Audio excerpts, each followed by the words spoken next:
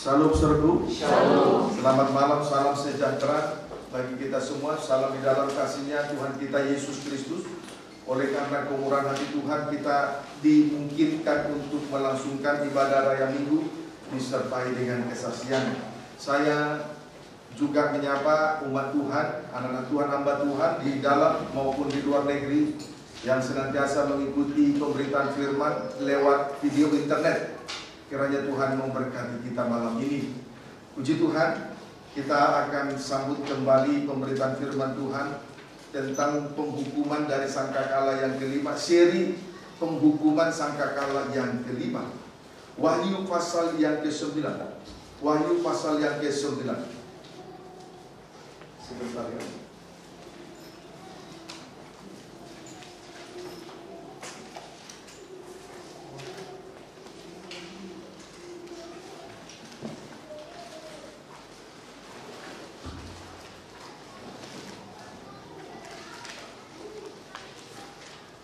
Kita kembali memperhatikan Wahyu 9 ayat 7 sampai dengan ayat yang ke-10. Silakan. Sangkakala yang kelima, demikian firman Tuhan. Dan rupa belalang-belalang itu sama seperti kuda yang disiapkan. Rupa belalang-belalang itu sama seperti kuda yang disiapkan untuk peperangan. Dan di atas kepala mereka ada sesuatu menyerupai mahkota emas. Dan muka mereka sama seperti muka manusia. Dan rambut mereka sama seperti rambut perempuan. Dan gigi mereka sama seperti gigi singa. Dan dada mereka sama seperti baju zirah. Dan bunyi sayap mereka bagikan bunyi kereta-kereta yang ditarik banyak kuda yang sedang lari ke medan peperangan. Dan ekor mereka sama seperti kalajengking. Dan ada sengatnya. Dan di dalam ekor mereka itu terdapat kuasa mereka untuk menyakiti manusia 5 bulan lamanya. Puji Tuhan. Wahyu 9 ayat 7 sampai dengan ayat 10 tadi sudah dibaca. Pendeknya, rupa belalang-belalang itu gabungan dari kuda, manusia, singa, dan kalajengking. Pendeknya, rupa dari belalang-belalang yang keluar dari asap yang keluar dari lubang jurang maut itu. Gabungan dari kuda, manusia, singa, dan kalajengking. Saudaraku, gabungan dari 4 oknum. Gabungan dari 4 oknum ini adalah tandingan dari 4 makhluk yang di sekeliling tahta anak domba. Saya ulangi, rupa belalang-belalang itu adalah gabungan dari kuda, manusia, singa, dan kalajengking. Dan gabungan dari 4 oknum belalang tersebut adalah tandingan dari 4 makhluk yang ada di sekeliling tahta anak domba. Wahyu 4 ayat 6 sampai 7. Wahyu 4 ayat 6 sampai dengan ayat yang ke-7. Demikian firman Tuhan. Ya.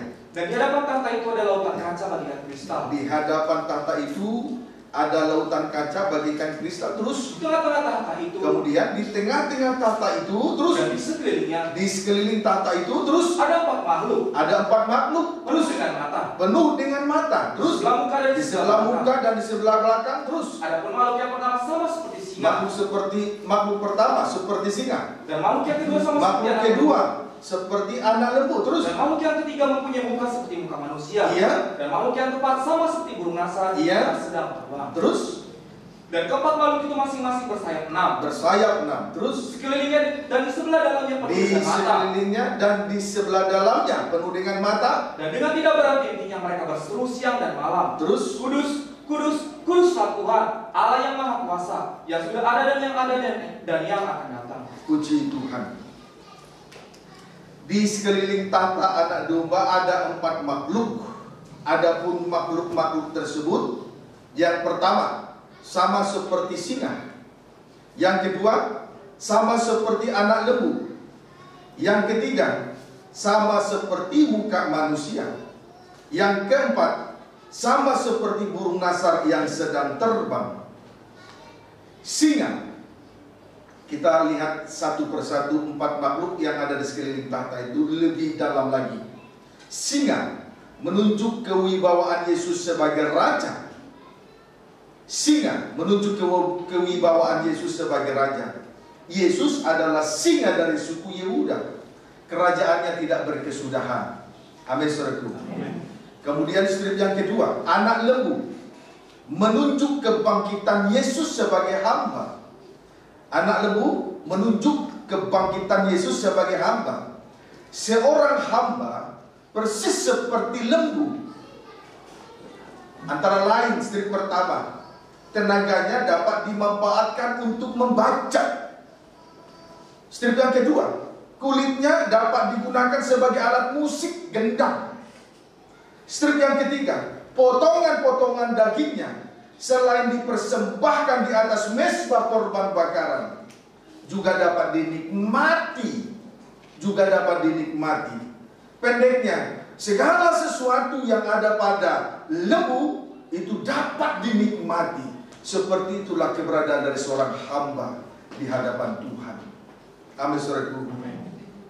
Strip yang ketiga, muka seperti manusia, menunjuk sengsara Yesus sebagai manusia. Muka seperti manusia, menunjuk sengsara Yesus sebagai manusia. Saudaraku, sebagai manusia, Yesus telah merendahkan dirinya dan taat sampai mati, bahkan sampai mati di atas kayu salib. Filipi pasal 2 ayat 8.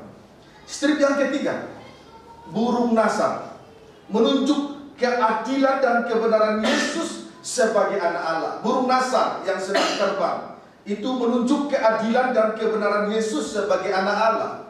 Amin, saudaraku. Saudaraku, sedikit mengenai keadilan dan kebenaran ini. Saudaraku, pertama-tama Tuhan mempercayakan hukum Taurat kepada bangsa Israel. Pertama-tama Tuhan mempercayakan hukum Taurat kepada bangsa Israel. Maka kebenaran itu berasal, pendeknya kebenaran itu berasal dari hukum Taurat. Tetapi kalau kebenaran itu berasal dari hukum Taurat, maka yang diselamatkan hanyalah bangsa Israel. Sementara bangsa Israel yang digambarkan seperti anjing dan babi yang tidak mengenal hukum Taurat, otomatis tidak mengerti kebenaran tentang hukum Taurat. Pendeknya bangsa kafir binasa. Ini bukan keadilan dari Allah. Tetapi sekarang ini hukum yang pertama telah dihapuskan, yang kedua ditegakkan. Itulah kebenaran karena iman. Kebenaran Allah adalah kebenaran karena iman. Dibenarkan oleh darah Yesus, itulah kebenaran karena iman. Baik bangsa Israel maupun bangsa kafir sekarang dibenarkan oleh karena iman. Ini kasih karunia. Inilah keadilan Allah lewat pribadi Yesus dan pengorbanannya bagi kita semua. Inilah kebenaran Allah atau kebenaran karena iman oleh darah Sang. Ini keadilan. Amin, saudaraku. Kalau kebenaran dari hukum Taurat, nanti yang diselamatkan hanyalah bangsa Israel. Itu bukan keadilan. Tetapi sekarang kebenaran iman, kebenaran oleh karena darah salib, kita diselamatkan. Itulah keadilannya bagi kita sekarang ini. Puji Tuhan. Kemudian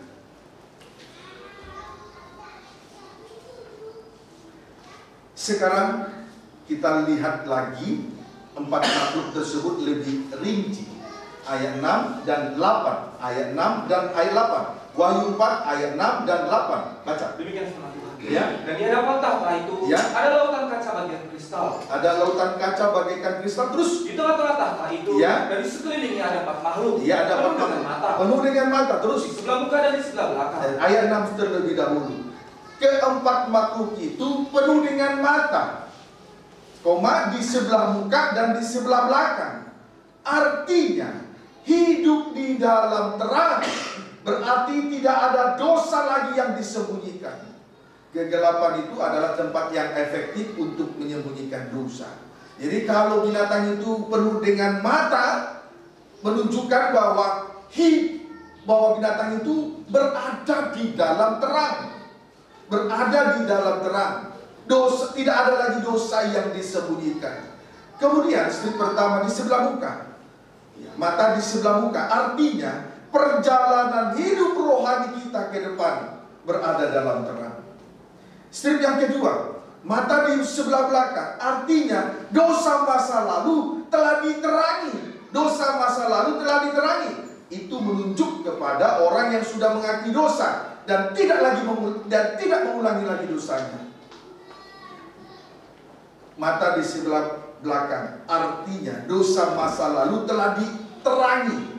Itu menunjuk kepada orang-orang yang sudah mengakui dosanya dari A sampai Z, sudah diakui di hadapan Tuhan dan tidak mengulanginya lagi.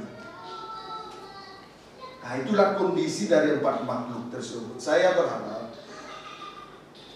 yang belum mengakui dosa, akui saja dosa masa lalu dari A sampai Z.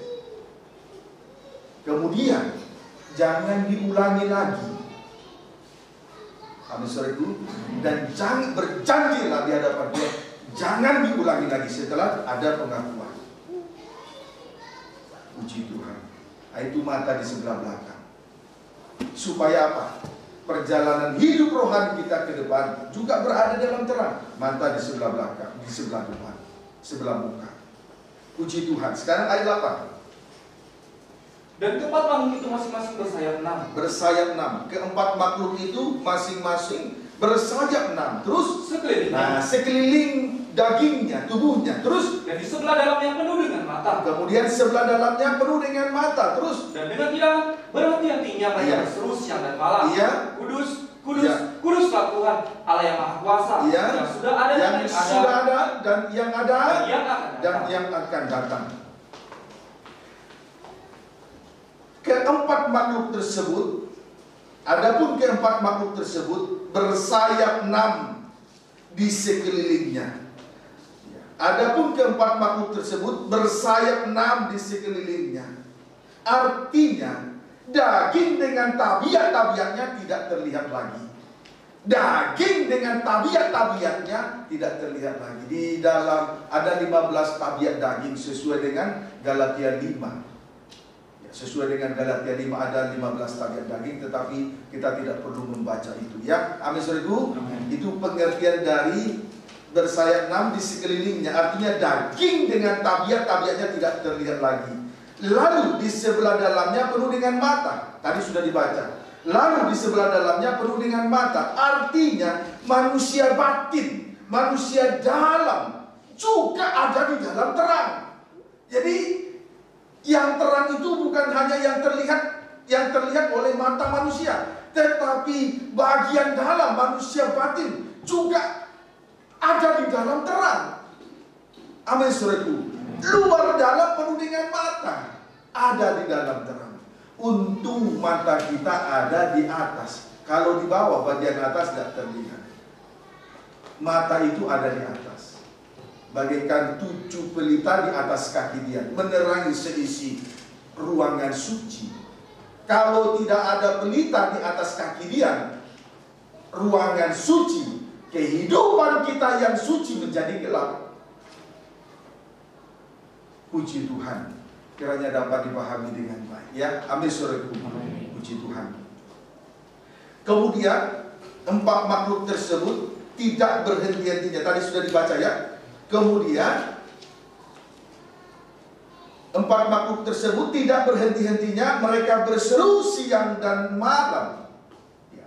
Kemudian 4 makhluk tersebut tidak berhenti-hentinya, mereka berseru siang dan malam. Adapun seruan mereka, titik 2. Adapun seruan mereka, titik 2. Kudus, kudus, kuduslah Tuhan Allah yang Maha Kuasa, yang sudah ada dan yang ada dan yang akan datang.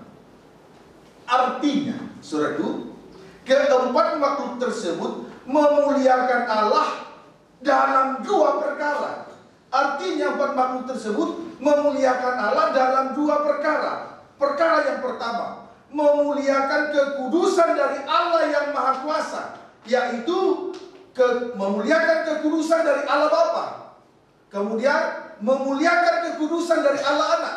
Kemudian memuliakan kekudusan dari Allah Roh Kudus. Itu yang pertama ya. Amin saudaraku. Kemudian perkara yang kedua, memuliakan pekerjaan dari Yesus Kristus Anak Allah. Sebab Dialah yang ada, yang sudah ada, dan yang akan datang. Ya, memuliakan pekerjaan. Perkara yang kedua, memuliakan pekerjaan dari Yesus Kristus anak Allah. Wahyu pasal 1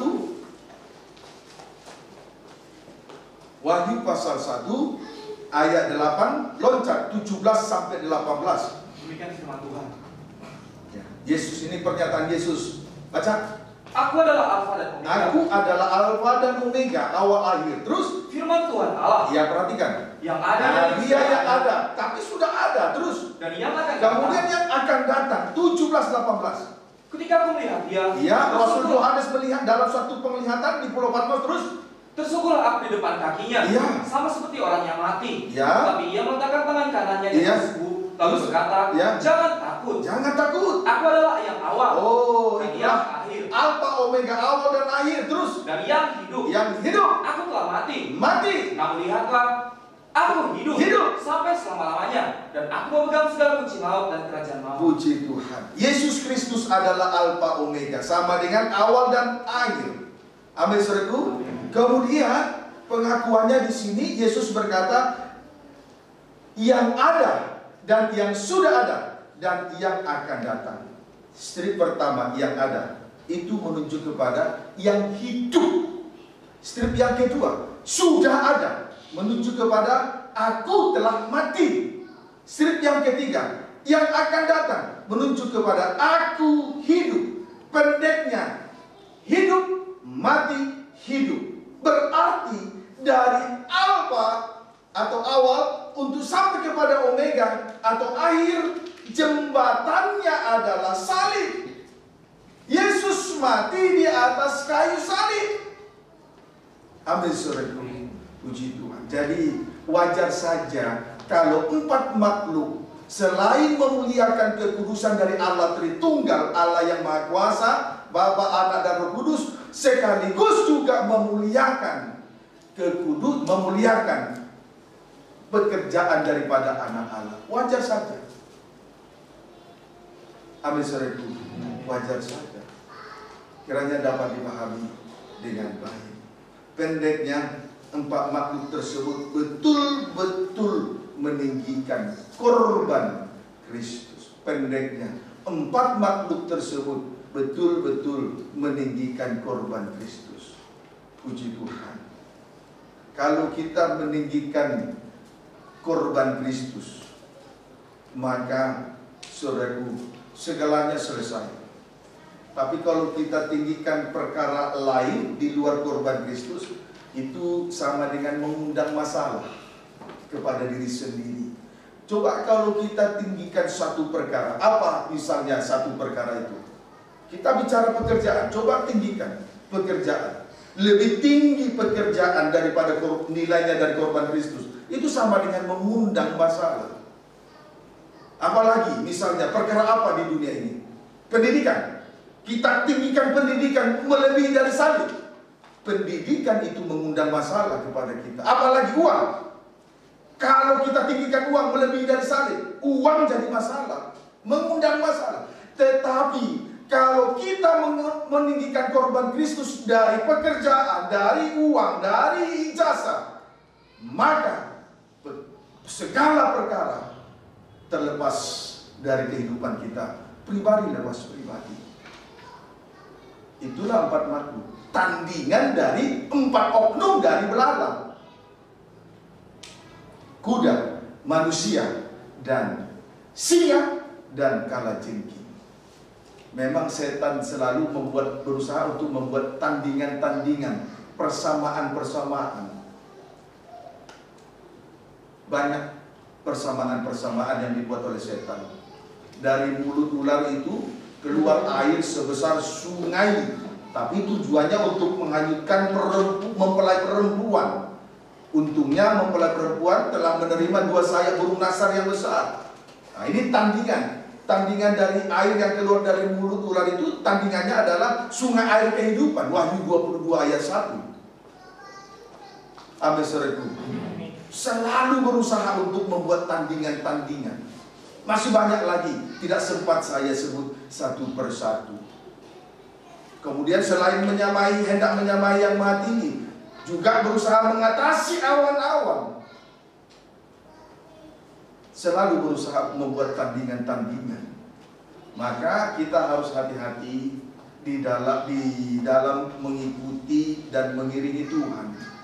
Cari, berdoa, di mana kita bertumbuh di dalam satu kandang penggembalaan. Karena setan selalu berusaha membuat suatu tandingan-tandingan. Yesus mengadakan mukjizat, setan juga selalu berusaha mengadakan mukjizat. Hanya satu yang tidak bisa dikerjakan oleh setan.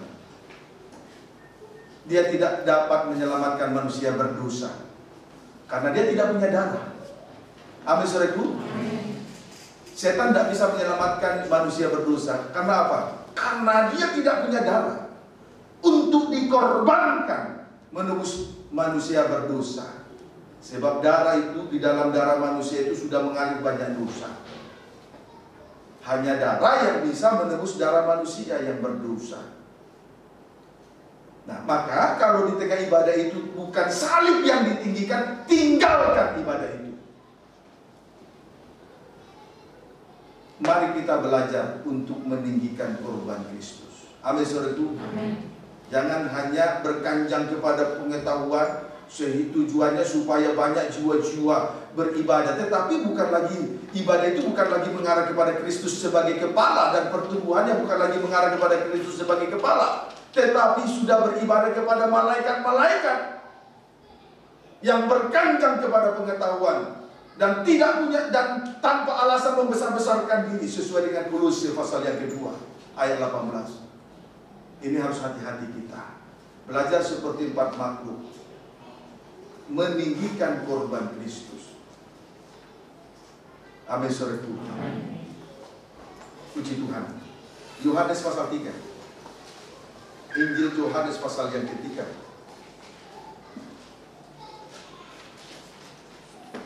Dulu, ini tidak usah diketik, sedikit kesaksian.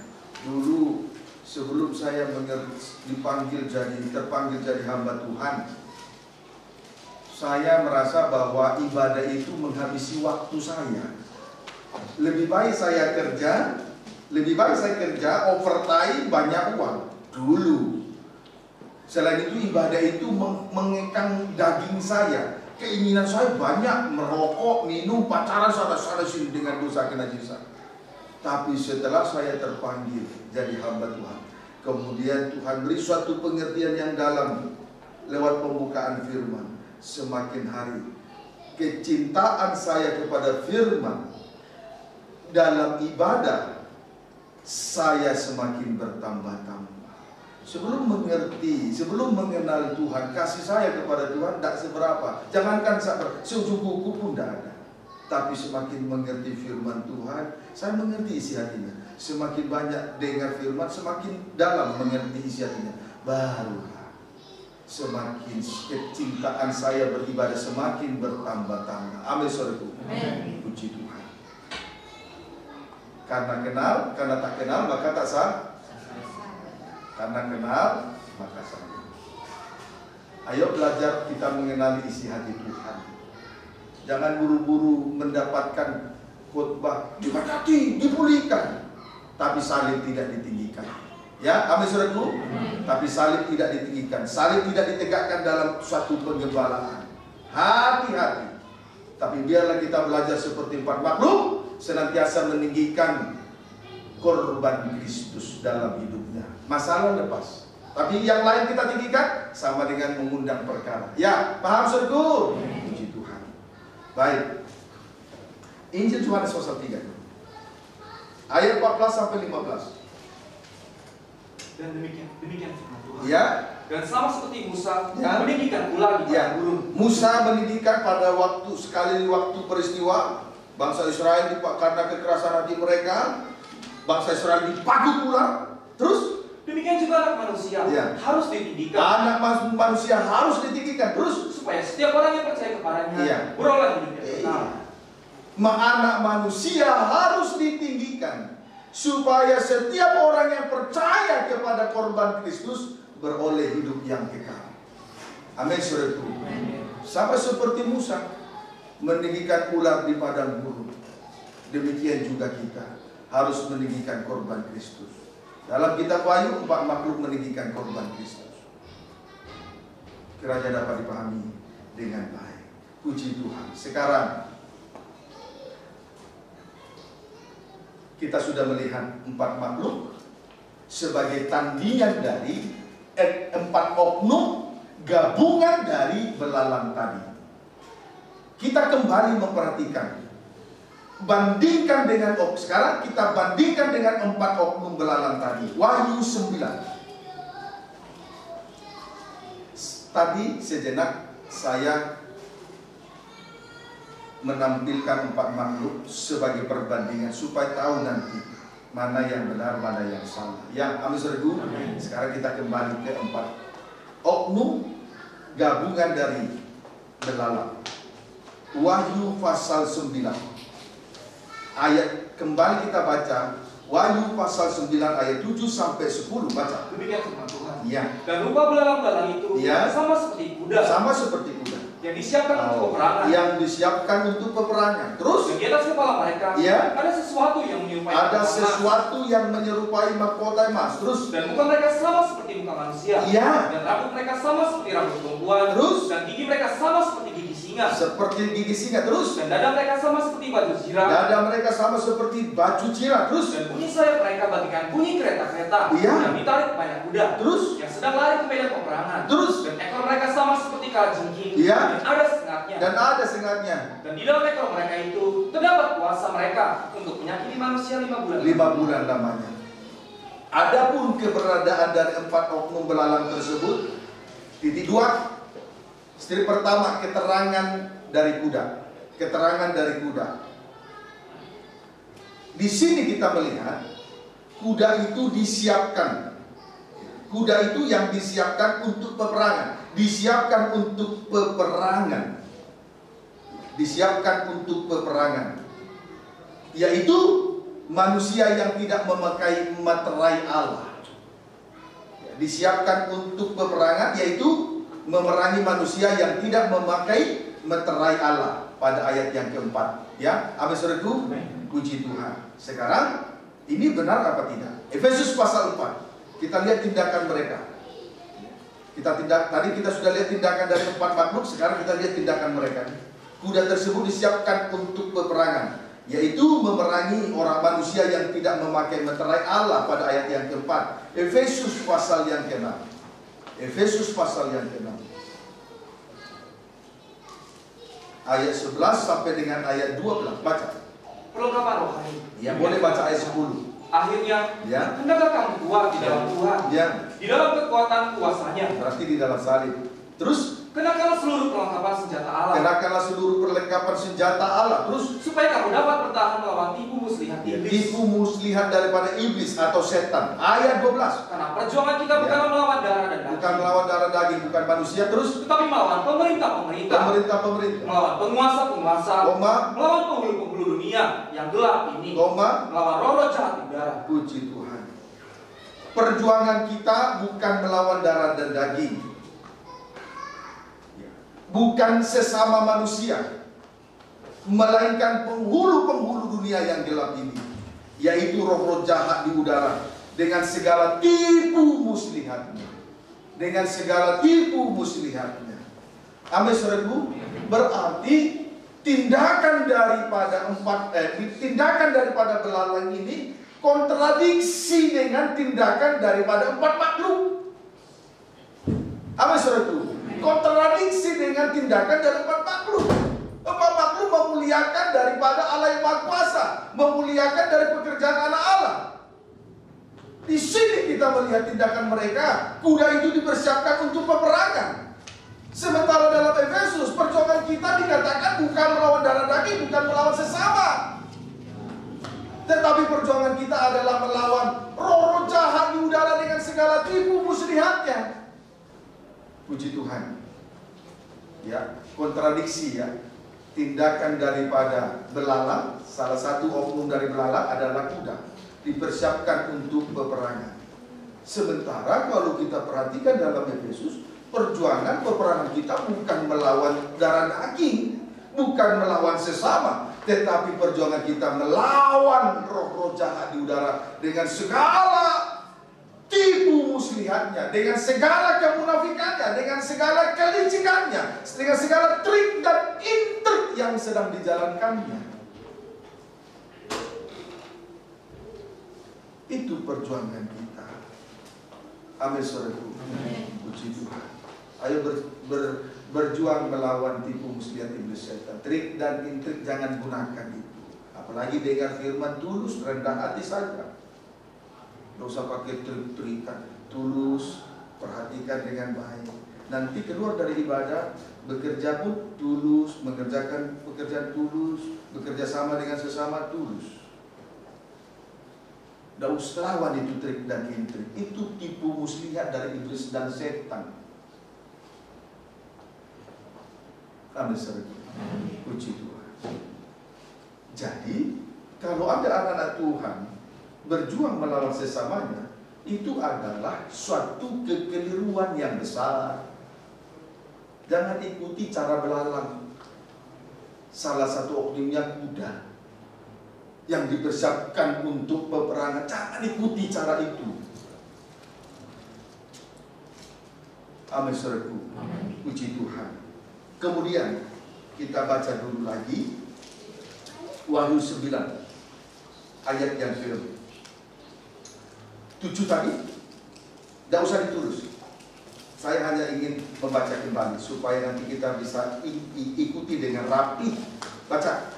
Dan rupa belalang-belalang itu sama seperti kuda yang disiapkan untuk peperangan. Ya, terus. Dan di atas kepala mereka ada sesuatu yang menyerupai mahkota emas. Dan muka mereka sama seperti muka manusia. Kemudian di atas kepala mereka ada sesuatu yang menyerupai mahkota emas. Ada sesuatu yang menyerupai mahkota emas. Puji Tuhan. Haleluya. Hati-hati. Hati-hati dengan pengertian ini. Yesaya pasal 30. Yesaya pasal 30. Ayat 15 sampai 16. Baca. Demikian firman Tuhan. Ya. Sebab beginilah firman Tuhan Allah. Ada sesuatu mahkota emas di kepala yang menyerupai mahkota emas di kepala. Ayat 15-16. Sebab beginilah firman Tuhan Allah, yang Maha Kudus Allah Israel. Yang Maha Kudus Allah Israel. Terus dengan bertobat dan tinggal diam. Dengan bertobat dan tinggal diam saja. Tidak usah bingung, tidak usah khawatir. Bertobat saja. Akui kesalahan. Tinggal diam di rumah Tuhan. Terus kamu akan diselamatkan. Selamat. Itu persamaannya nanti hasilnya. Terus dalam tinggal tenang dan tenang seperti aku, percaya saja tinggal di kemah. Tenang tinggal di kemah. Terletak kekuatanmu. Sama dengan kekuatan. Terus tetapi kamu enggan. Terus kamu berkata bukan. Kamu mau naik kuda dan lari cepat. Maka kamu akan lari dan lenyap. Katamu pula, kamu mau mengendarai kuda tangkas. Maka para pengejarmu akan lebih tangkas lagi. Puji Tuhan. Saudaraku, kecepatan dan ketangkasan atau kekuatan dan pemikiran yang brilian, inilah yang menjadi mahkota emas di atas kepala mereka. Amin, saudaraku. Mereka enggan di dalam dua hal. Satu, bertobat dan tinggal diam. Padahal itu keselamatan.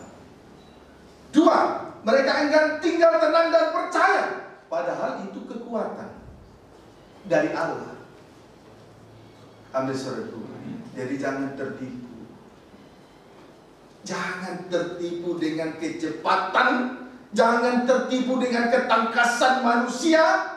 Atau jangan tertipu dengan kekuatan dan pemikiran yang brilian dari manusia. Bagi manusia, kedua hal itu adalah bagaikan mahkota emas. Dan itu saja yang ada di atas kepala mereka. Tidak lebih, tidak kurang. Jangan ikuti seperti itu. Jangan. Kalau dahulu kita punya pemikiran yang seperti itu, ayo perhatikanlah firman sungguh-sungguh, bertobatlah, menangislah di kaki salib sebentar di kaki salibnya. Puji Tuhan. Sekarang itu keterangan yang pertama. Muka seperti kuda ya. Kemudian kaitannya mahkota di atas kepala. Keterangan seperti muka manusia. Ini oknum yang kedua dari belalang. Keterangan seperti muka manusia. Ini oknum kedua dari belalang. Menunjukkan bahwa belalang itu seperti bangsa yang kuat, teratur barisannya. Menunjukkan bahwa belalang itu seperti bangsa yang kuat dan teratur barisannya untuk berperang. Efesus 6 ayat 12 kita sudah membaca tadi, namun kita baca kembali karena ada sesuatu yang lain yang terkandung di dalam ayat itu. Efesus pasal 6. Kembali baca ayat 12, baca. Demikian firman Tuhan. Ya. Karena perjuangan kita bukanlah melawan darah dan daging, Ya. tetapi melawan pemerintah-pemerintah, Ya. melawan penguasa-penguasa, Ya. melawan penghulu-penghulu dunia yang gelap ini, melawan roh jahat di udara. Perhatikan kalimat. Melawan pemerintah-pemerintah, koma, melawan penguasa-penguasa, koma, melawan penghulu-penghulu dunia yang gelap ini, koma, melawan roh-roh jahat di udara. Artinya roh-roh jahat dan roh-roh najis yang menyerang itu sangat terorganisir. Sangat terorganisir untuk melancarkan tipu muslihatnya. Amin, saudaraku. Sangat terorganisir. Itu sebabnya muka mereka seperti muka manusia. Jadi memang setan untuk melancarkan serangannya itu sangat terorganisir. Ada sebutan pemerintah-pemerintah, koma, sebutan penghulu-penghulu, koma, roh-roh jahat di udara. Berarti terorganisir. Segala sesuatu yang terorganisir akan mantap untuk melancarkan serangannya, untuk menghancurkan manusia di dalam kelemahan mereka. Amin, saudara. Puji Tuhan. Itu sebabnya muka mereka seperti muka belalang, muka manusia. Oknum yang kedua dari belalang.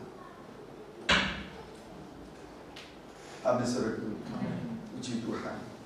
Saudaraku, kita bersyukur kepada Tuhan dengan rahmat-Nya kita memperoleh suatu pemahaman dari Tuhan Yesus.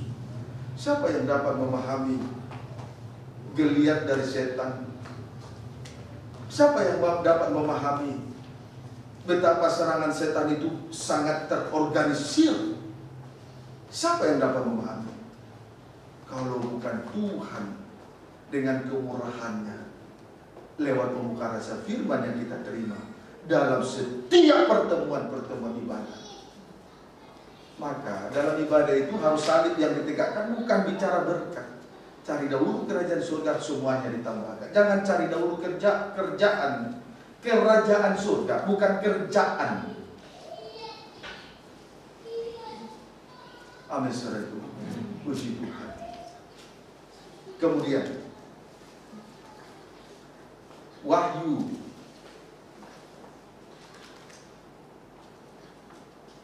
9 ayat 8. Kita kembali membaca Wahyu 9 ayat 8. Itu bisa dilihat ya, betapa terorganisirnya tadi ya. Itu bisa dilihat dari pembawaannya nanti ya. Bisa dilihat dari pembawaan. Bisa dilihat dari pembawaan di luar. Wahyu 9 ayat yang ke-8, baca. Demikian firman Tuhan. Boleh baca 7 sampai 8. Dan rupa belalang-belalang itu sama seperti kuda. Ya, yang rupa pertama dari belalang kuda terus. Dan di atas kepala mereka ada sesuatu yang menyerupai mahkota emas. Ya. Dan muka mereka sama seperti muka manusia. Oknum yang kedua dari belalang muka manusia. Terus. Dan rambut mereka sama seperti rambut perempuan. Ya. Dan gigi mereka sama seperti gigi singa. Ya, itu bisa dilihat dari pembawaannya. Perhatikan. Rambut mereka seperti rambut perempuan. Dari situ nanti kita bisa melihat gelagat mereka. Rambut mereka sama seperti rambut perempuan. Rambut perempuan berarti panjang. Berarti panjang. Menunjukkan suatu ketundukan. Arti panjang, rambut mereka sama seperti rambut panjang. Kalau di dalam 1 Korintus pasal 11, rambut panjang dari wanita itu itu gambaran dari suatu ketundukan dan ketaatan kepada suami. Nah di sini digambarkan seperti rambut mereka sama seperti rambut perempuan. Ya. Rambut perempuan berarti panjang, menunjukkan suatu ketundukan, ketaatan. Sebab memang suatu kali nanti mereka akan berada di tempat kudus. Matius pasal 24.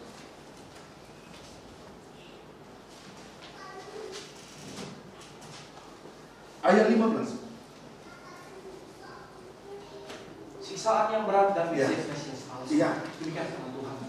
Jadi apabila kamu melihat pembinasa keji, Antikristus berdiri di tempat kudus. Menurut firman yang disampaikan oleh Nabi Daniel, iya, para pembaca hendaklah memperhatikannya. Suatu kali nanti pembinasa keji akan berdiri di tempat kudus. Maka anak-anak Tuhan hendaklah memperhatikannya. Apabila kita sudah dengar apa yang telah disampaikan oleh Tuhan dalam setiap pertemuan ibadah kita, hendaklah diperhatikan, jangan sampai diabaikan. Rugi sendiri nanti. Hari ini sepertinya kita tidak merasa apa-apa. Suatu kali nanti firman Tuhan itu ya dan amin akan tergenapi. Maka semua anak Tuhan harus memperhatikannya. Bayangkan itu. Mereka juga akan menduduki tempat kudus suatu kali nanti. Bukankah itu suatu gelagat rambut panjang? Menunjukkan seolah-olah ketundukannya kepada Tuhan. Maka kalau beribadah sungguh-sungguh, jangan seperti tunduk padahal tidak. Puji Tuhan. Kemudian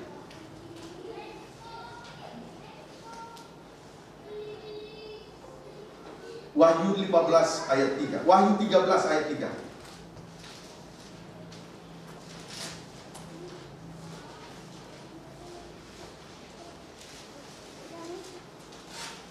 Wahyu 13 ayat yang ketiga, baca. Binatang yang keluar dari dalam laut. Boleh baca ayat 1.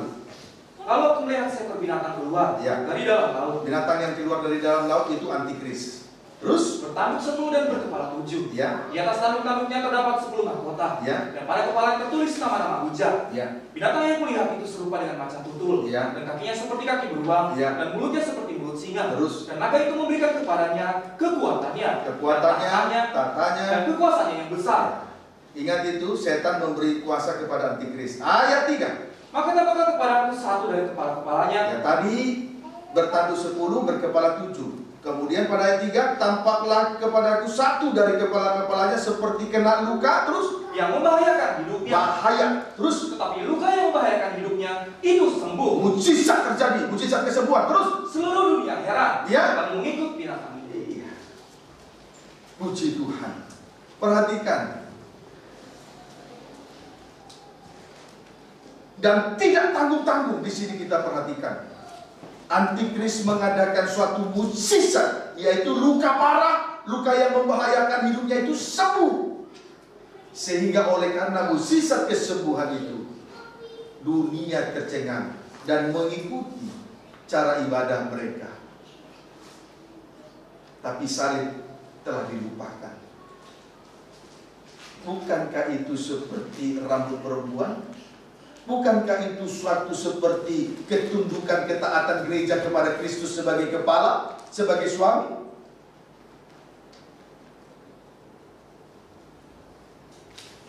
Maka kalau anak-anak Tuhan hanya ibadah, hanya mengejar mukjizat, engkau belum mengerti kebenaran.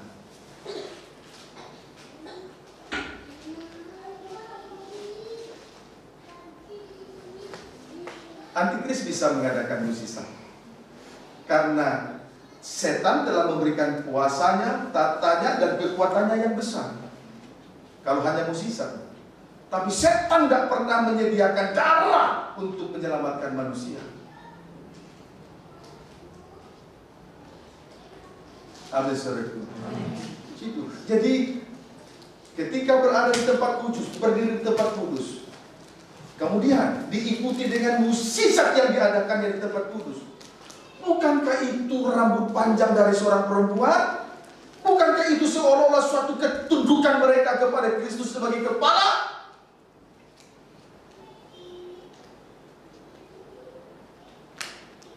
maka anak-anak Tuhan hendaklah memperhatikannya dengan sungguh-sungguh. Untuk yang kesekian kali saya katakan, sampaikan kepada saudara semua, kita ini termasuk anak-anak Tuhan yang bersyukur dan beruntung memperoleh hikmat dari surga untuk dapat mengatasi segala perkara di bumi. Siapa kita ini, himpunan kecil ini? Ini kasih karunia. Kita semakin menghargainya. Amin. Sebab itu jangan bermain-main dengan nyawa. Ibadah yang kita jalankan ini taruhannya nyawa. Kalau hanya uang lenyap, tidak apa-apa. Tapi ini taruhannya nyawa. Kita ikut Tuhan yang kita pertaruhkan nyawa, bukan siapa-siapa. Bukan pekerjaan yang kita pertaruhkan, bukan uang yang banyak, nyawa. Sebab itu adalah Tuhan yang sudah mengerti kasih karunia, hendaklah memperhatikannya.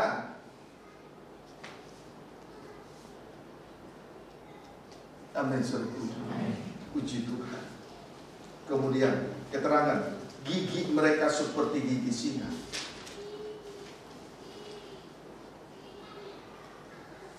Gigi mereka seperti gigi singa. Tadi sudah dibaca ya? Ya, gigi mereka seperti gigi singa. Kita lihat Yoel 1.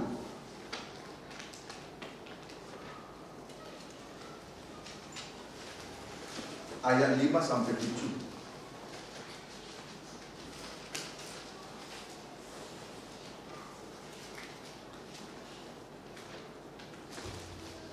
Ya, silakan. Itulah belalang sebagai hukuman Tuhan. Ya. Demikian firman Tuhan. Ya. Bangunlah hai pemabuk. Hai pemabuk, terus dan menangislah. Ya, hai mereka yang hidup menurut hawa nafsu daging saja, menangis, menyesal, terus merataplah. Ya. Hai semua peminum anggur karena anggur baru. Ya. Sebab sudah dirampas dari mulutmu anggur itu. Nah, terus ayat 6 sampai 7. Sebab maju menyerang negeri suatu bangsa yang Ya, kuat, bangsa dan yang tidak kuat. terbilang banyaknya. Tidak terbilang banyaknya. Terus giginya bagaikan gigi singa. Giginya bagaikan gigi singa. Taringnya bagaikan taring singa betina. Taringnya bagaikan taring singa betina. Terus telah dibuatnya pohon anggur itu menjadi musnah. Pohon anggur menjadi musnah. Terus dan pohon ara itu menjadi buntung. Menjadi buntung. Terus dikelupasnya kulitnya sama sekali. Iya. Dan dilemparkannya. Iya. Sehingga carang-carangnya menjadi putih. Iya. Perhatikan, giginya di sini bagaikan gigi singa. Sehingga pohon anggur musnah, pohon ara menjadi buntung. Selanjutnya, pohon anggur dikulitinya sehingga carang-carangnya menjadi putih. Putih di sini menunjuk kepada kebenaran diri sendiri. Sebab manusia telah kehilangan kasih Allah. Ketika kita diliputi dengan kasih Allah, maka dosa ketelanjangan tertutupi. Sama seperti ketika Adam dan Hawa jatuh dalam dosa. Lalu seekor binatang disembelih. Dari seekor binatang itulah diambil kulitnya untuk dipakaikan, untuk dijadikan pakaian kepada Adam dan Hawa. Binatang yang dikuliti ini itu pribadi Yesus yang disalibkan, dikorbankan. Itulah kasih Allah. Tetapi ketika kehidupan kita dikuliti oleh singa itu, yang terlihat kebenaran diri sendiri.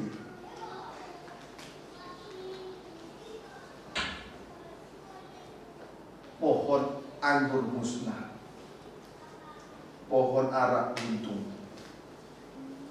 Pohon anggur, Yesus adalah pengusaha. Allah adalah pengusaha. Yesus adalah pokok anggur. Allah lah pengusahanya. Kita lah ranting-rantingnya.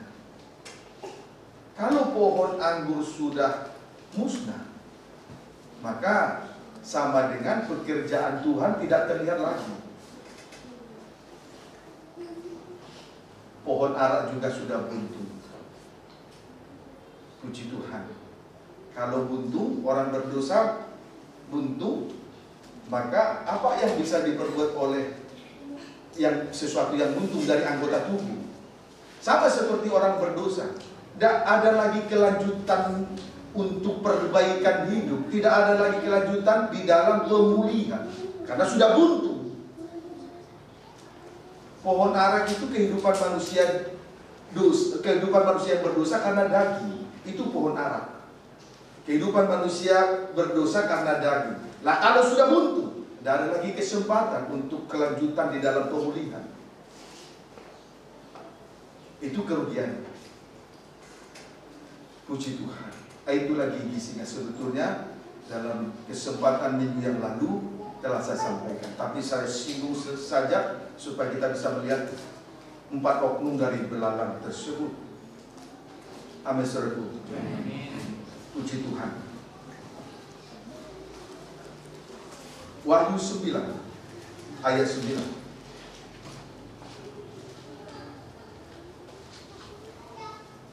Baca. Dan dada mereka sama seperti baju jirah, Ya. dan bunyi sayap mereka bagaikan bunyi kereta-kereta Ya. yang ditarik banyak kuda Ya. yang sedang lari ke medan peperangan. Puji Tuhan. Kemudian dada mereka sama seperti baju jirah. Dada mereka sama seperti baju jirah. Artinya dosa menjadi alat kekebalan, sehingga pada waktu itu orang tidak lagi malu berbuat dosa, bahkan merasa diri hebat apabila berbuat dosa. Tidak takut kepada Tuhan, bagaikan baju jirah di dada. Sudah tidak malu-malu lagi berbuat dosa. Sudah kebal muka, bagaikan baju jirah pada dada.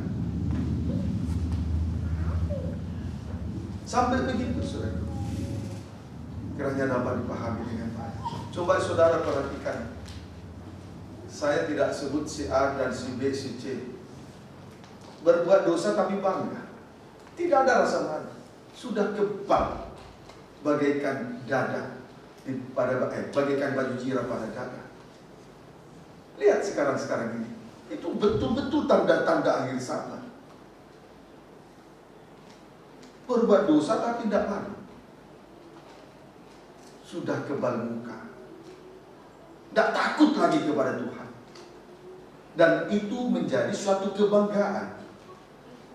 Bagaikan baju jirah sebagai kekebalan. Karena dia harus berbuat dosa untuk menjadi kekebalan. Itulah baju jirah pada dada. Amin, saudaraku. Semakin mengerikan. Maka kalau Tuhan tidak menyatakan kasihnya, tidak menyatakan isi hatinya yang dalam itu, bagaimana kita mau melihat isi hati Tuhan yang dalam kalau kita tidak sungguh-sungguh beribadah, kalau kita tidak sungguh-sungguh berdoa disertai kerinduan untuk mendapatkan pembukaan firman.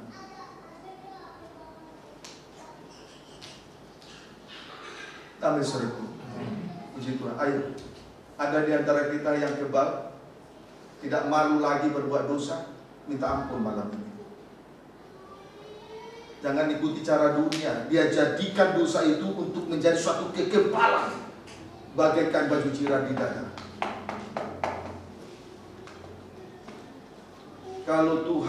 Kalau lewat firman ini kita merasa terkoreksi, dosa terkoreksi, malulah kepada Tuhan.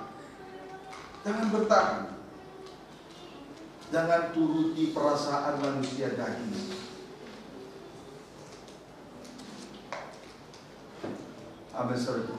Amin. Puji Tuhan. Haleluya. Kemudian tadi sudah dibaca juga pada ayat 9. Bunyi sayap mereka bagaikan bunyi kereta-kereta yang ditarik banyak kuda yang sedang lari ke medan perang. Artinya mereka mempunyai kecepatan untuk mempengaruhi manusia, sehingga manusia itu begitu cepatnya dikuasai dosa. Puji Tuhan. Itulah bunyi sayap bagaikan bunyi kereta-kereta yang ditarik banyak kuda. Jadi kecepatan dosa mempengaruhi seperti sayap. Begitu seperti sayap yang bisa digunakan untuk terbang. Puji Tuhan. Saudaraku, hari-hari ini dengan suatu ketangkasan yang brilian, manusia sedang berusaha membuat robot supaya semuanya jadi serba cepat, bahkan instan. Untuk menyelesaikan kemacetan, orang yang tangkas, orang yang brilian dalam berpikir sedang berusaha untuk membuat mobil pesawat dan mobil helikopter. Haleluya. Supaya dapat menyelesaikan kemacetan dan supaya cepat pada tujuan. Seperti itulah dosa di hari-hari ini, begitu cepatnya menguasai karena memiliki sayap. Amin, saudaraku. Puji Tuhan. Hati-hati, kecepatan itu terjadi lewat alat-alat elektronik, kemajuan zaman ini, kecanggihan-kecanggihan yang ada. Hati-hati, itu juga sayap dari setan untuk mempermudah dosa masuk. Amin, saudaraku. Puji Tuhan. Jadi kecepatan dosa itu karena dia mempunyai sayap.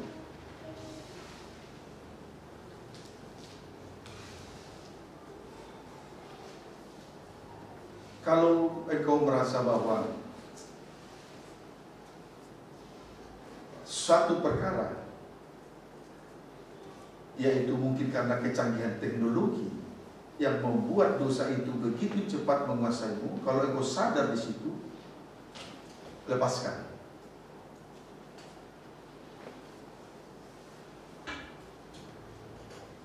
Lepaskan. Menangislah. Menyesal.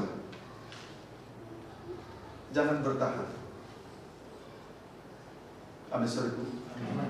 Karena hari-hari ini dosa itu begitu cepat menguasai karena dia punya sayap. Puji Tuhan. Kita lihat dulu di dalam Yoel pasal 2 ayat 5. Baca ayat 4 supaya tahu bahwa ini betul-betul belalang. Yoel 2 ayat 5. Baca ayat 4. Demikian firman Tuhan. Ya. Rupanya seperti kuda. Nah itu salah satu oknum dari belalang tadi. Terus? Dan seperti kuda balapan mereka berlari. Berlari. Terus? Seperti gemertaknya kereta-kereta. Iya, seperti gemertaknya kereta-kereta. Terus? Mereka melompat-lompat. Melompat atas puncak gunung-gunung. Begitu dosa itu begitu cepat karena punya sayap. Terus seperti geletiknya nyala api. Iya. Memakan habis jerami. Oh, memakan habis jerami manusia daging. Terus seperti suatu bangsa yang kuat. Iya. Teratur barisannya. Teratur barisannya untuk berperang. Puji Tuhan. Sampai akhirnya manusia itu dibuat hangus seperti jerami, dibakar habis bagaikan dibakar oleh api bagaikan jerami yang hangus karena dibakar oleh api. Akhirnya seperti itu. Dibakar oleh api dosa kejahatan, dibakar oleh api dosa kenajisan. Jerami itu manusia daging. Seperti itulah nanti. Begitu mudahnya dosa itu mempengaruhi manusia karena dia punya sayap. Begitu cepat karena dia punya sayap. Bagaikan api yang menghanguskan jerami. Jerami itu manusia daging. Nanti manusia daging itu akan dikuasai oleh api si jahat, api roh najis, api cemburu, api dan lain sebagainya.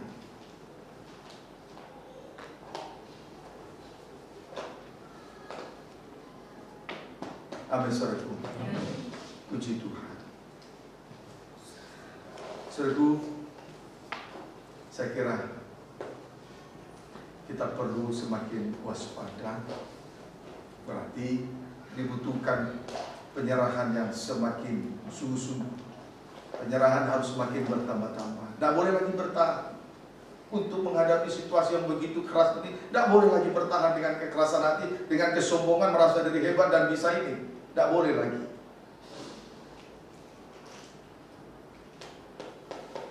Amin, saudaraku.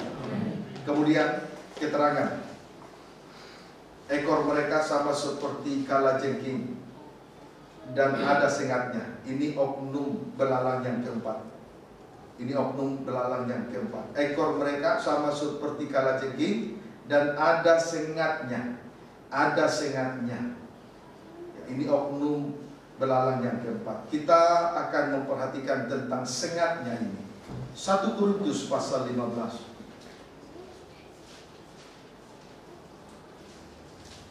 Ayat 54 sampai dengan 56.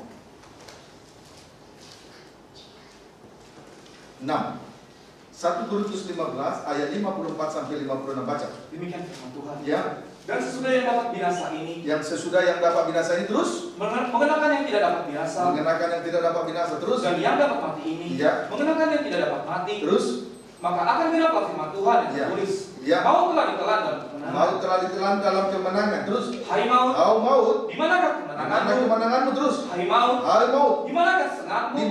sengatmu? Ayat 56. Sengatnya maut adalah dosa. Terus, dan kuasa dosa ialah hukum Taurat. Sedangkan kuasa dosa ialah hukum Taurat. Perhatikan, sengat maut adalah dosa, sedangkan kuasa dosa adalah hukum Taurat. Jadi belalang itu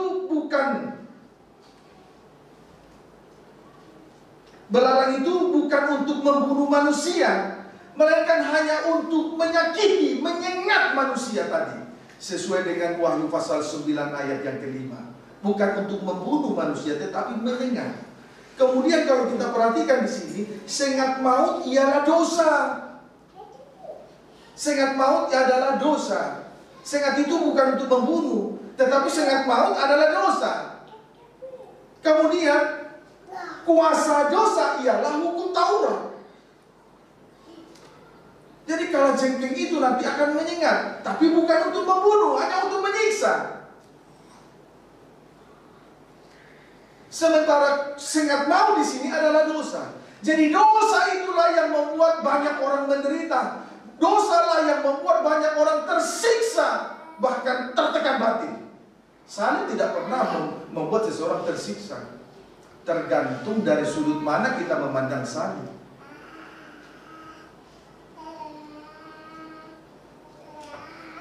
Sekali waktu dia bisa menjadi batu penjuru, sekali waktu bisa menjadi batu sentuhan, sekali waktu bisa menjadi batu sandungan. Tergantung dari sudut pandang dari sudut mana kita memandang salib.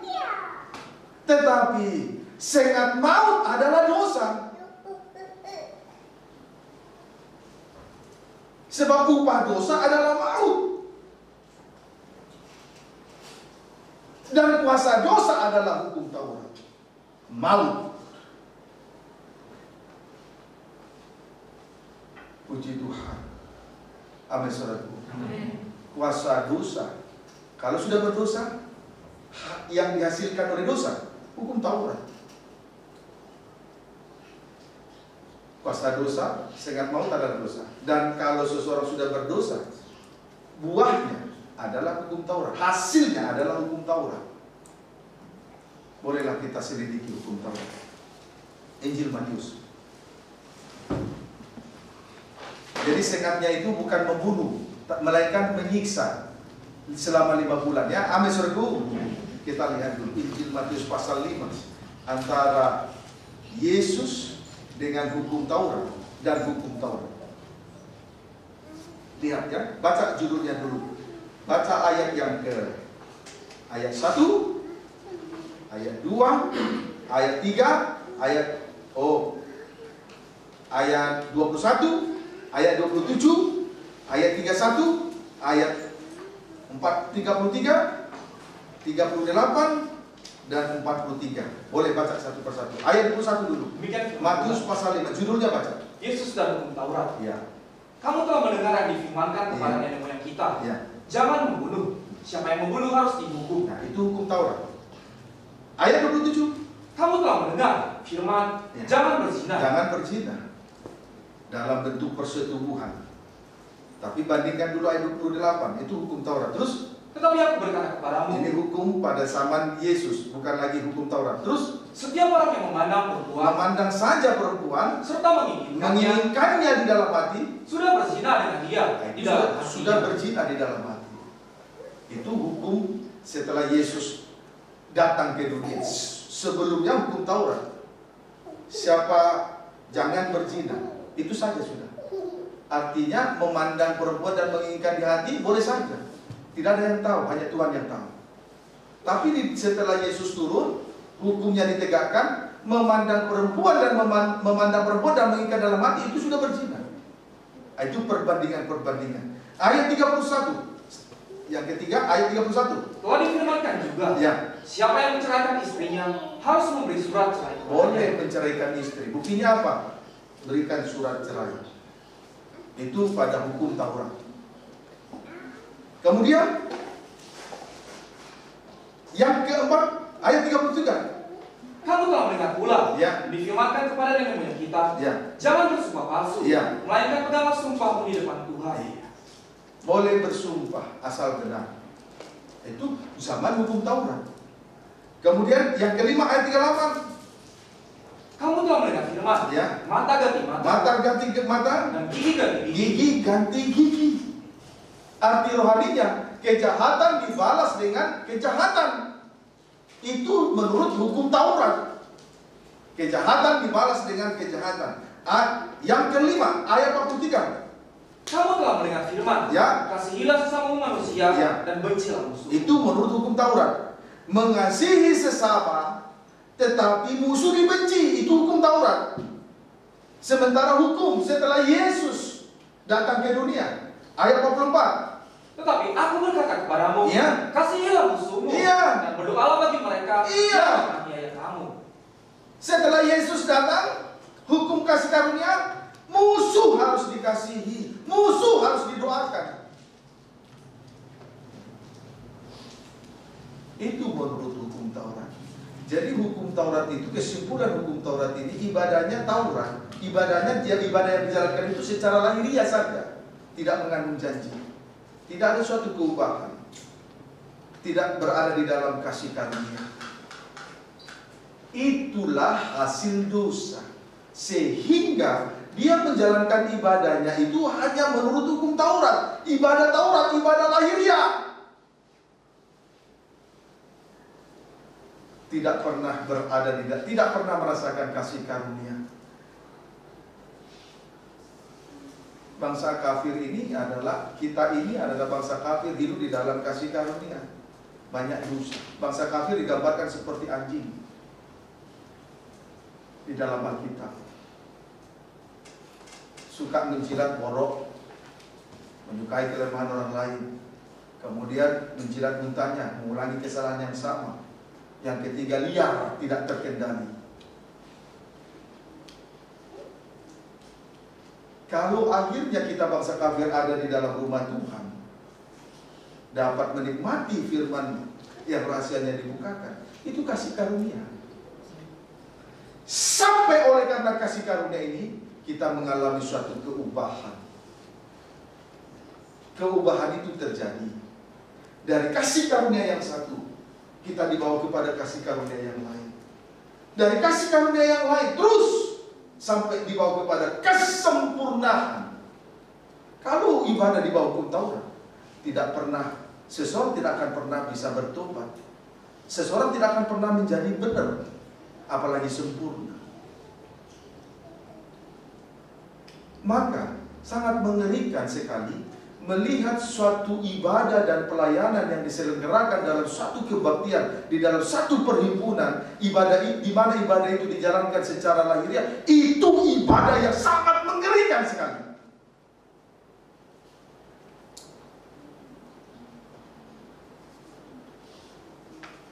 Ibadah liturgis itu ibadah yang sangat mengerikan sekali, tidak mengandung janji dan kuasa. Mulut, memang mulut memuliakan Tuhan, tapi hatinya jauh dari Tuhan.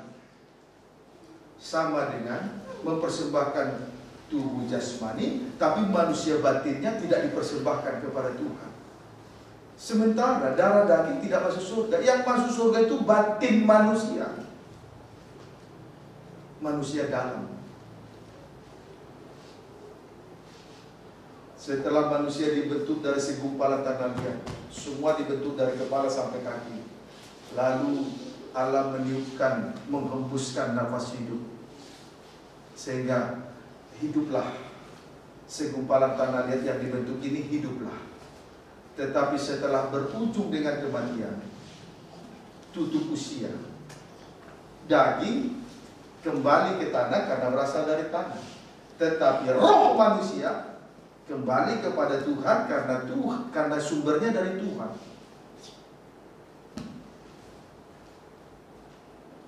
Amin, saudaraku. Puji Tuhan.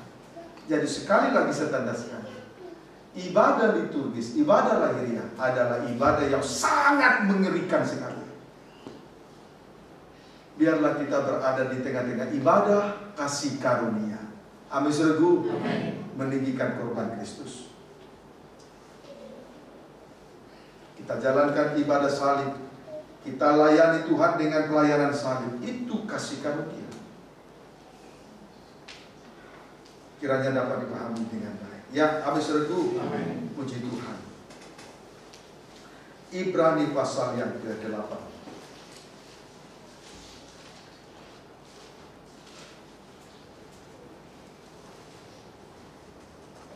Maksud saya ayat pasal 10, Ibrani 10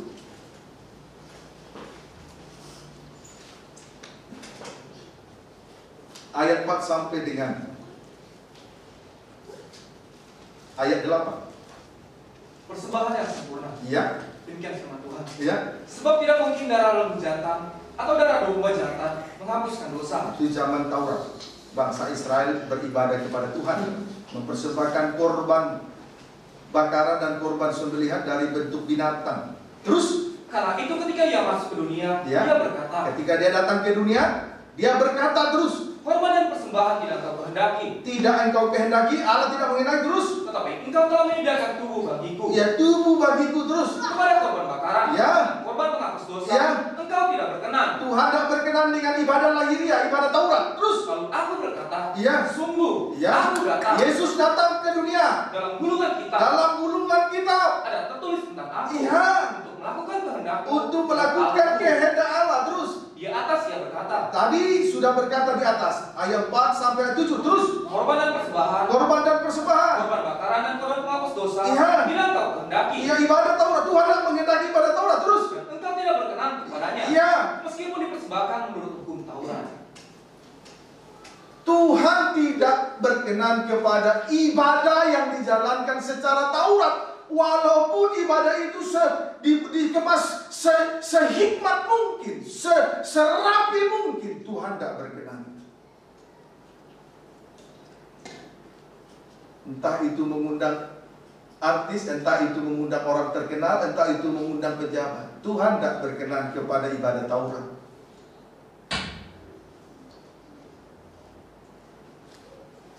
Amin, saudaraku. Puji Tuhan.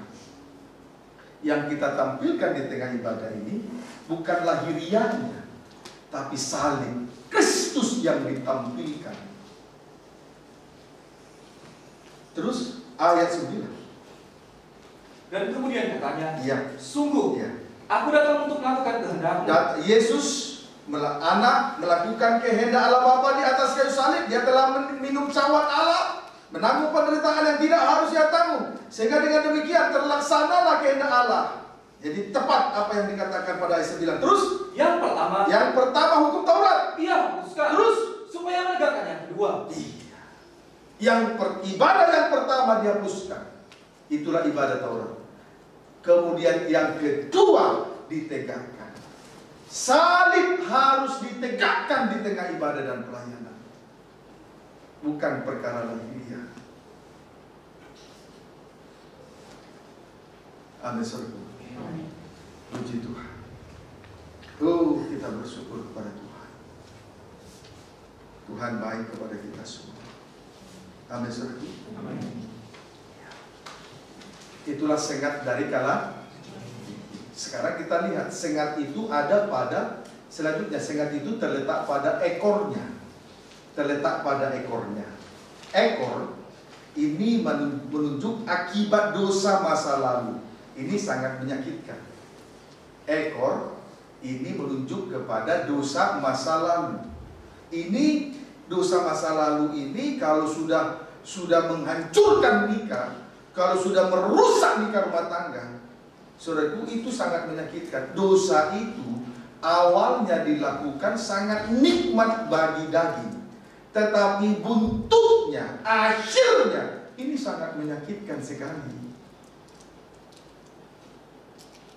Maka tidak boleh pendek berpikir. Buntutnya itu loh, buntutnya kalajengking itu, di buntutnya itu ada sengatnya. Itu yang tidak enak. Amin ya, ibu pengabdian, kita menangis malam ini. Sengatnya itu ada pada ekor, buntutnya itu tidak enak.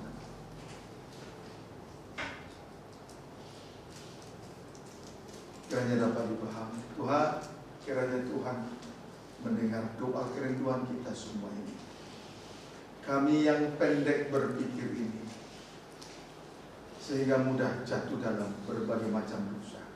Buntutnya tidak enak.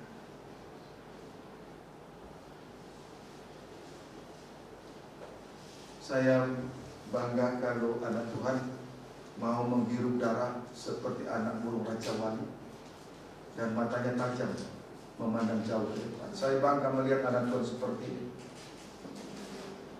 Di tengah perhentian ada aksi dan akselerasi, disertai dengan kreativitas.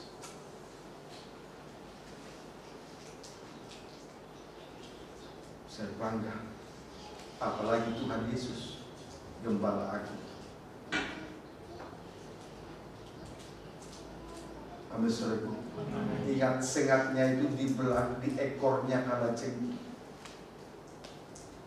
Awalnya enak dosa itu dilakukan, akhirnya tidak enak, karena sengatnya ada pada ekor kalajengking. Ini harus diperhatikan sungguh-sungguh. Maka biarlah bukan hanya mata di sebelah muka, tapi biarlah juga mata ada di sebelah belakang. Dosa masa lalu sudah diterangi, sudah diperdamaikan oleh darah salib Kristus. Amin, saudaraku. Puji Tuhan. Kiranya dapat dipahami dengan baik. Sebagai contoh, waktu ular memperdaya Hawa, Hawa berkata, sangat memberi suatu pengertian. Dia sangat mengerti, dia seperti memberi suatu pengertian, tetapi tidak sadar kalau dia sedang diperdaya oleh setan. Setelah dia terperdaya jatuh dalam dosa, Hawa dan Adam telanjang. Kemudian mereka berusaha untuk menyemat daun pohon ara dan dijadikan cawan untuk menutupi dosa ketelanjangannya. Tapi dosa ketelanjangan tidak bisa ditutupi menurut kebenaran diri sendiri. Kebenaran diri sendiri ini agama Taurat, agama orang Yahudi. Cepat lambat daun pohon ara itu akan kering dan akhirnya rapuh dan ketelanjangan akan terlihat kembali. Sehingga pada saat itulah Adam, Tuhan datang di tengah-tengah Taman Eden, mendengar langkah-langkah kaki Tuhan. Mereka takut dan sembunyi di balik pohon. Dari situlah Tuhan mengetahui, apakah engkau makan buah dari pohon yang kularang? Lalu Adam mulai mempersalahkan istrinya. Perempuan yang kau berikan itulah yang memberi aku makan pohon kejahatan, pohon yang baik, buah pohon yang baik dan buah pohon yang jahat. Lalu setelah itu Tuhan bertanya kepada Hawa. Hawa mulai mempersalahkan ular. Lebih parah lagi Hawa dipersalahkan ular. Bukankah ular gambaran dari setan? Dari sejak dulu setan adalah setan. dia licik, dia penipu. Kalau setan tidak menipu, bukan setan namanya. Amin. Intinya saling menyerang, saling menyalahkan satu dengan yang lain. Ujung-ujungnya tidak enak. Awalnya seperti memberi penggantian, ujung-ujungnya tidak enak. Amin. Tidak berhenti sampai situ. Di pihak Adam susah mencari nafkah karena tanah itu sudah terkutuk. Di pihak perempuan susah saat mengandung, sakit saat melahirkan. Ujung-ujungnya tidak enak. Yang lebih parah lagi, Adam dan Hawa diusir dari Taman Eden. Itu sebabnya kita ada di dunia ini. Kita ada di tengah-tengah. Antara suatu kali nanti naik ke surga atau malah turun lagi ke neraka. Tergantung sejauh mana persekutuan kita dengan Tuhan. Sebab pintu di sebelah timur itu menuju Taman Eden sudah dijaga oleh 2 keribiu dengan pedang yang menyambar-nyambar. Mau siap dikoreksi oleh pedang roh, pedang tajam, untuk sekaligus seluruh kehidupan kita disucikan. Tapi kalau tidak, akhirnya akan dilempar lagi ke neraka, turun lagi ke bawah. Ujungnya tidak enak. Ini harus menjadi perhatian kita malam ini. Amin. Saudaraku, puji Tuhan, kiranya dapat dipahami dengan baik. Malam ini kita akan tersyukur dan menyesali segala sesuatu yang mungkin pernah kita perbuat salah, kita sesali malam ini. Tuhan Yesus memberkati kita semua.